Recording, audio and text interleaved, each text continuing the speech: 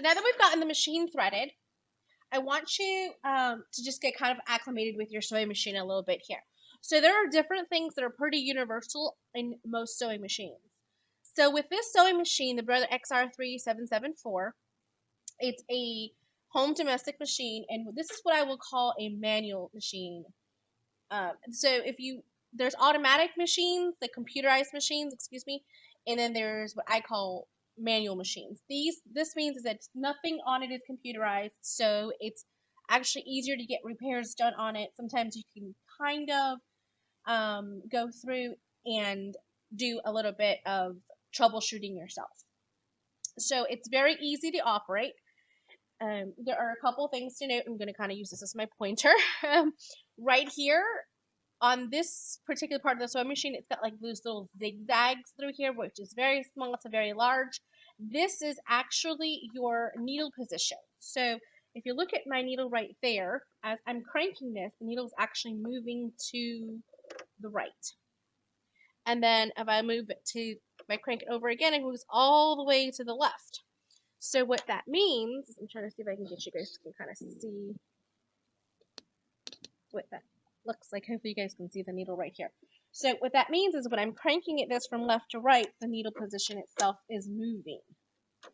I like to leave this at 2.5. That means it's center.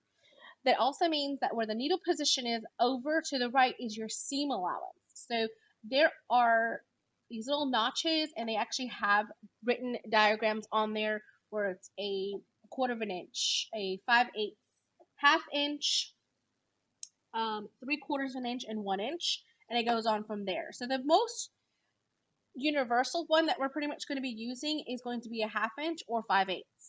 1/2 inch is mostly for like home decor type of things. A lot of the indie type of patterns or patterns that you would go following online are mostly 1/2 inch, unless you're going with anything that's a garment or an apparel, then it's usually 5/8. If you're looking at something that's being made out in the UK, European type of countries, then they usually use centimeters, or they would reference 3/8 of an inch. And that would be on your needle plate. Okay? So on your sewing machine itself, for this, the XR3774, here is our stitch length. So here's where we would crank our dial, 4 being the longest stitch length that we have, and 1 being the smallest. F is more for like when we're doing our buttonholes or different type of other function type of things. That would be something you would reference your owner's manual to see what you have to do for that. We're doing very basic type of things. We're not getting into buttonholes or anything like that at this time. 0 is when the needle, it's not even moving. You would use that for darting or free motion quilting. We're not going to be doing any of that. If you continue to grow a little bit further to the left, there's this button here that says SS. SS references these stitches right here. So SS right there, that's you're needing it to be. You need to have your stitch selection at SS, and that would engage any of these stitches here. We are not doing any of that. So we are going to stay with a 3. We're going to be on our 3 for pretty much all of our projects. Here is a stitch selection. That's what this dial is for. Right now I'm with stitch selection number 2, which is a straight stitch. You wanted to switch it over to a zigzag, you can switch to number 3.